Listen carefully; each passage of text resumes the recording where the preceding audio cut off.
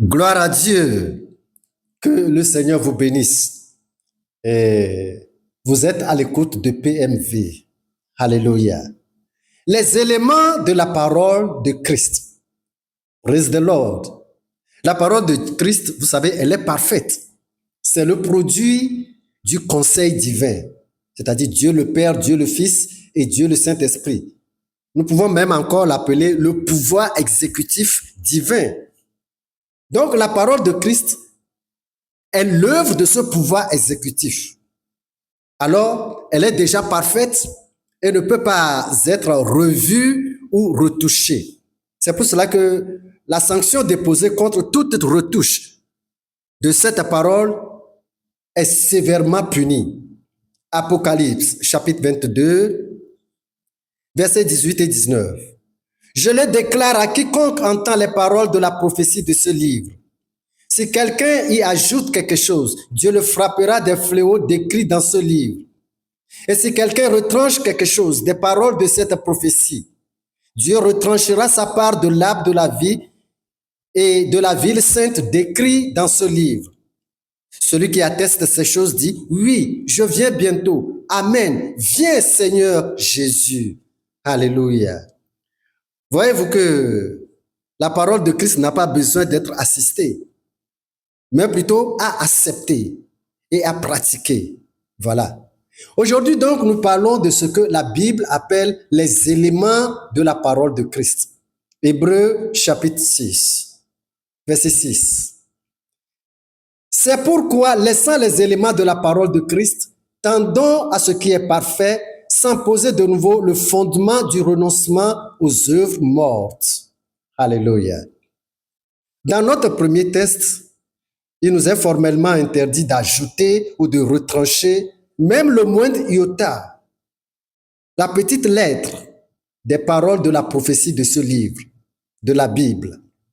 Et maintenant, dans ce second texte que nous venons de lire, il nous est ordonné de laisser les éléments de la parole de Christ pour tendre à ce qui est parfait. Tout ça veut dire quoi? Qu'est-ce que Paul appelle les éléments de la parole de Christ qu'il faut laisser? Et pourquoi les laisser? Il nous l'explique mieux chez les Colossiens. Colossiens chapitre 3, versets 1 à 4. Colossiens chapitre 3, versets 1 à 4.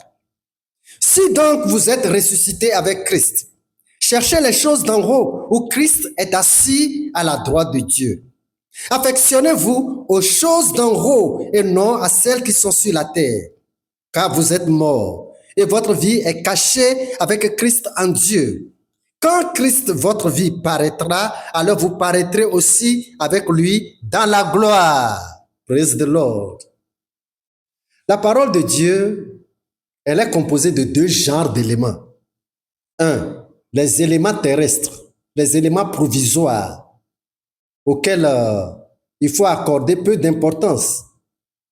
Il faut accorder la seconde ou même la dernière priorité. Et maintenant, aux deux, les éléments d'en haut qui sont vraiment prioritaires, qui sont à considérer. Et il faut noter que même sans les éléments terrestres qui sont provisoires là, nous serons dans le paradis à l'apparition de Jésus-Christ, à la résurrection des saints. Et en Hébreux 6.1 que nous avions lu, quand Paul parlait des éléments de la parole qu'il faut laisser, dans le verset 2 maintenant, il nous donne les détails. Vous voyez, verset 2, Hébreux chapitre 6, verset 2 et 3. Verset 2 et 3. De la foi en Dieu, de la doctrine des baptêmes, de l'imposition des mains et du jugement éternel. C'est ce que nous ferons si Dieu le permet. Alléluia. Gloire à Dieu. Quand les gens se disputent sur la façon de croire en Dieu, et non croire en Dieu, mais la façon de croire en Dieu. Et aussi sur la doctrine des baptêmes. Celui-ci dit, le baptême d'eau au nom du Père, du Fils et du Saint-Esprit est le bon baptême d'eau. Et l'autre dit non, le bon baptême d'eau est celui qui est fait au nom de Jésus-Christ seul. Et cela est devenu des sujets de vives discussions entre eux. L'imposition des mains pour les guérisons et les bénédictions. Tel dit, on ne doit plus les faire, et l'autre dit, on doit continuer par le faire. Et Paul dit, votre salut n'est pas dans ces éléments de la parole de Dieu. Il dit, si vous êtes ressuscité avec Christ, cherchez les choses qui sont en haut. Ce sont là les éléments nécessaires auxquels il faut s'affectionner. Il dit, déjà votre vie est cachée en Jésus-Christ. Juste à notre repentance, notre vie est cachée en Jésus-Christ. C'est ce qu'il nous faut, c'est ce qu'il ne faut pas manquer de visionner chaque jour. Que quand Christ, votre vie paraîtra, vous paraîtrez aussi avec lui dans la gloire. Praise the Lord. Si vous voulez prendre toute votre vie à sonder les époques, connaître précisément la date de naissance de Jésus-Christ, la date de sa mort et de sa résurrection, à connaître les différentes époques des calendriers, puisque les calendriers sont en train de varier. Et, n'est-ce pas, à connaître réellement le jour du sabbat. Celui-ci dit que le premier jour de la semaine est samedi et non dimanche. Et l'autre l'a dit, non, le premier mois de l'année est mars et non janvier. Et il s'attarde auprès de ces inutilités, alors que la trompette de Dieu est en train de s'apprêter à sonner. Avez-vous besoin de tout ça là pour aller dans le paradis? Non, plutôt ce sont des bagages qui vous embrouillent et qui vous fatiguent. Faites chacun la part des choses et retenez ce qui nourrit plutôt votre âme et qui lui donne une place dans la vie éternelle. C'est ça qui est Jésus-Christ. Et non les bagages intellectuels bibliques. Ecclésiaste chapitre 12, verset 14.